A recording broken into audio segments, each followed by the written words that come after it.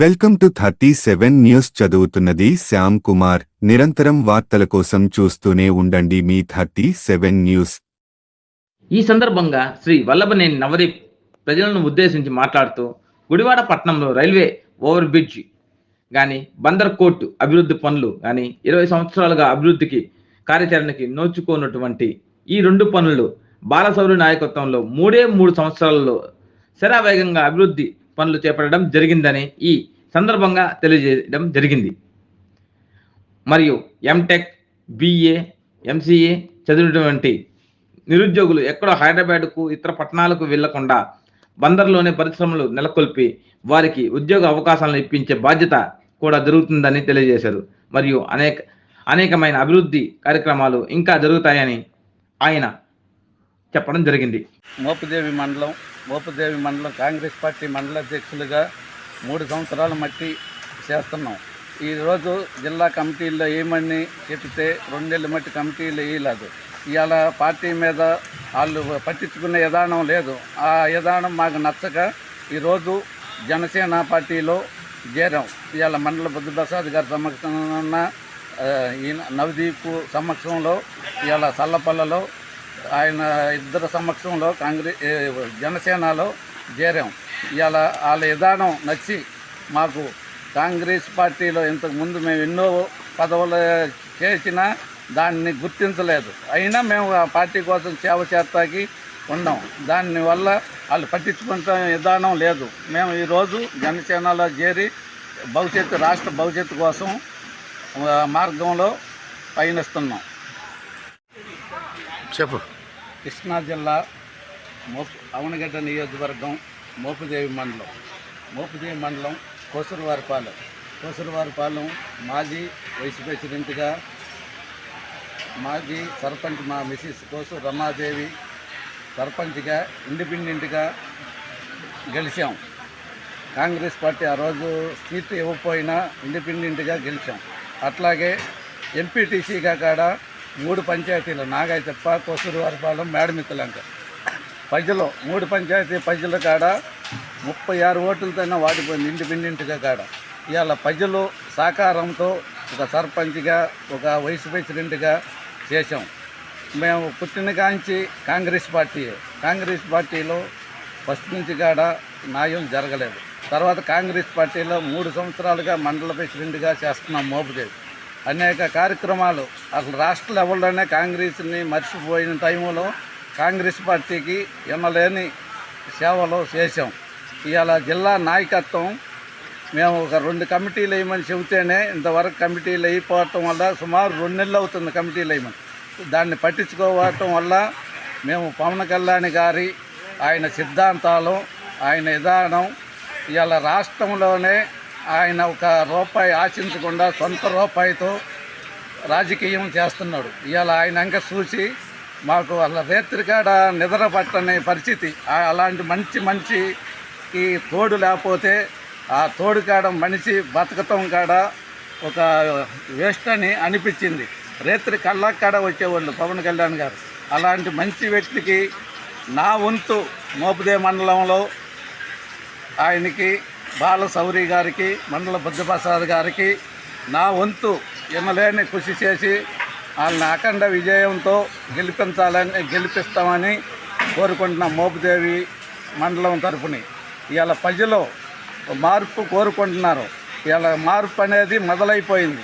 ఇవాళ రాష్ట్రంలోనే లోగడ జగన్మోహన్ రెడ్డి గారికి 151 వచ్చినాయి.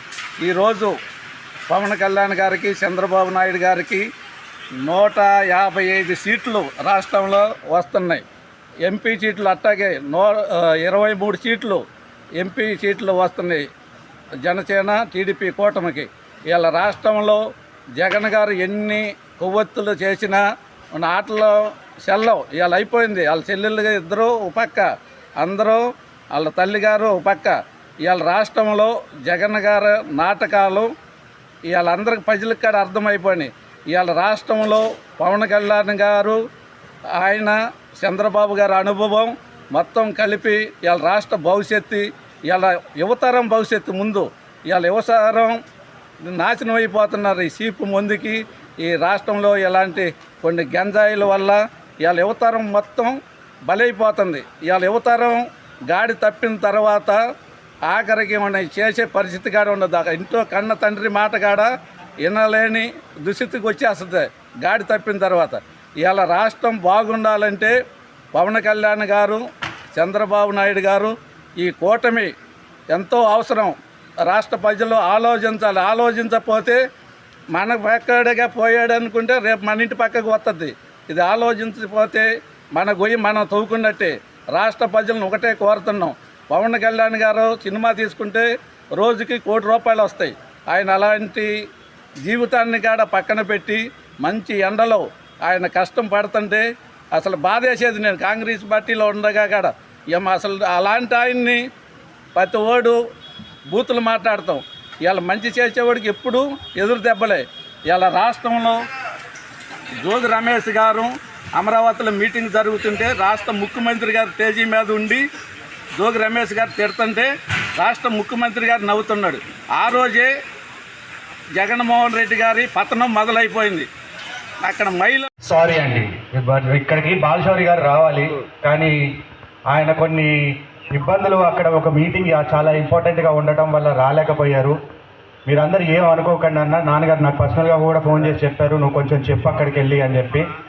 అలానే రాంబాబు అన్న, మీకోసం మీ ప్రోగ్రాం పెట్టారని నేను పెడల్ నుంచి డోర్ టు డోర్ క్యాంపెయినింగ్ వదిలేసుకొని డైరెక్ట్ పరిగెత్తుకుంటే ఇక్కడికే వచ్చాను. మీకోసం వచ్చాను నేను. ఎందుకంటే నాన్నగారు లేనప్పుడు ఎవరో ఒకరు ఫిల్ఫిల్ చేయాలి, అది మీ ప్రోగ్రాం కాబట్టి నేను అసలు ఇంక అన్ని వదిలేసి డైరెక్ట్ మీకోసం వచ్చానన్న.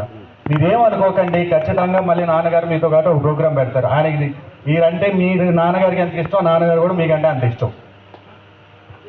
సరే, ఈరోజు ఈ కార్యక్రమానికి ఇక్కడ మీరంతా భారీ ఎత్తున వచ్చినందుకు చాలా ఆనందంగా ఉంది. అలానే ఈరోజు మన జాయినింగ్స్ ఉన్నాయి. మీ అందరినీ చూస్తుంటే ఎంత ఆనందంగా ఉందంటే, మీరు ఇంకొక 10 మంది 20 మందిని కాదు, 100-200 మందిని తీసుకొని వచ్చి మన పార్టీలో జాయిన్ చేయాలి. మీ ఆనందం మీ అందరినీ చూస్తుంటే చాలా ఆనందంగా ఉంది.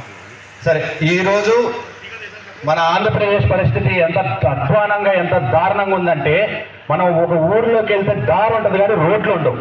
మనకి ఖాళీ స్థలాలు ఉంటాయి కానీ కంపెనీలు రావు, పెట్టుబడులు రావు, ఇన్వెస్ట్మెంట్స్ లేవు. మనకి ఉద్యోగాలు అనేది లేదు. అంటే మనకు చదువుకున్న వాళ్ళు ఎంతమంది ఉన్నారో తెలుసా? లక్షల్లో ఉన్నారు. బీటెక్ డిగ్రీలు చదువుకున్న వాళ్ళు లక్షల మందిలో ఉంటే మనకు ఒక్క ఉద్యోగాలు లేవు. ఆంధ్రప్రదేశ్ యువత పాపం అనిపించింది నాకు చూస్తే. ఎందుకంటే ఒక బీటెక్ ఇంజనీరింగ్ చేసిన వాళ్ళు కానీ, డిగ్రీలు చేసిన వాళ్ళు కానీ, ఇంకేదైనా చేసిన వాళ్ళు కానీ బేస్ శాలరీ 15,000 20,000 ఉంటుంది. కానీ ఇప్పుడున్న ప్రస్తుత గవర్నమెంట్ చేస్తున్న పరిస్థితి ఏంటో తెలుసా? 5,000 ఇచ్చి ఇంటింటికి తిరగంటారా, మీకు అదే ఎక్కువ అంటున్నారు.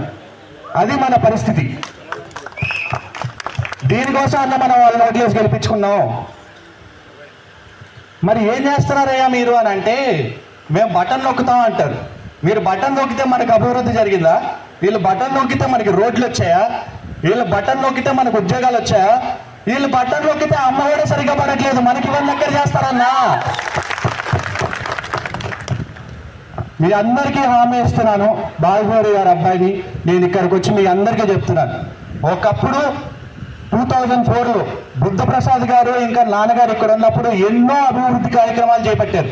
అప్పుడు మనం చాలా సుఖంగా చాలా ఆనందంగా ఉండేవాళ్ళం. మళ్ళీ మనకు అవకాశం ఇది వచ్చింది, మనం నిలబెట్టుకోవాలి అవకాశాన్ని. ఇద్దరికి గ్లాసు గుర్తు మీద వేసి మన నాయకుల్ని గెలిపించుకునే అవకాశం మనకు వచ్చినప్పుడు మనం నిలబెట్టుకోవాలి. అది దానికి మీరందరూ సపోర్ట్ కావాలి. మీరందరూ చేస్తారు కదా సపోర్టు. మన గుర్తు ఏంటన్నా చెప్పండి అందరూ? గ్లాసు గుర్తు. ఎమ్మెల్యే గారిది గ్లాసు గుర్తు, ఎంపీ గారిది గ్లాసు గుర్తు. దాంట్లో ఏది తగ్గేదే లేదు ఎవరు. అయితే ఈరోజు మనం ఎన్ని కార్యక్రమాలు ఎన్నెన్ని చేసాం, మీకు ఎటువంటి ఇబ్బంది ఉండదు. నాన్నగారు ఎప్పుడు మీకు అండగానే ఉంటారు. ఆయన గురించి నేను 10 సార్లు చెప్పాల్సిన అవసరం లేదు. ఒక బందర్ పోర్ట్ కానివ్వండి, లేకపోతే గుడివాడ రైల్వే ఫ్లైఓవర్ కానివ్వండి, వచ్చిన 5 సంవత్సరాలు చేసిన ఒక ఘనత ఆయనకి చెందింది. గుడివాడలో ఫ్లైఓవర్ కోసం 20 సంవత్సరాల నుంచి కష్టపడుతున్నారు ఫ్లైఓవర్ తీసుకొని రావాలని. ఆయన బందర్కి వచ్చి ఎంపీ అయిన 3 సంవత్సరాల్లో తెచ్చాడు. బందర్ పోర్టు కోసం ఫండ్స్ తీసుకొని రావడానికి ఎన్నో సంవత్సరాల నుంచి ఎంతో మంది కష్టపడ్డారు. 3 సంవత్సరాల్లో 3 సంవత్సరాల్లో తీసుకొని వచ్చాడు బందర్ పోర్టుని. అది ఆయన కెపాసిటీ. ఆయన గురించి మీ అందరికీ నేను 10 సార్లు చెప్పక్కర్లేదు, మీ అందరికీ తెలుసు. రేపు మనకి ఇక్కడ పుగట్ వచ్చినప్పుడు యాన్సిలరీ యూనిట్లు 3000 ఎకరాలు వస్తాయి, మనందరికీ ఉద్యోగాలు వస్తాయి. మనం ఎక్కడ హైదరాబాద్లోకి వెళ్ళి చేసుకోవాల్సిన అవసరం లేదు. మనకి మన పందర్లోనే ఎన్నో వేల ఉద్యోగాలు వస్తాయి. మన ప్రయారిటీ మన ఊర్లే ఫస్ట్గా ఉద్యోగాలు ఇచ్చేది. మీరందరూ అండగా ఉండి నాన్నగారిని బుద్ధప్రసాద్ని గెలిపించాలని కోరుకుంటూ సెలవన్నాం.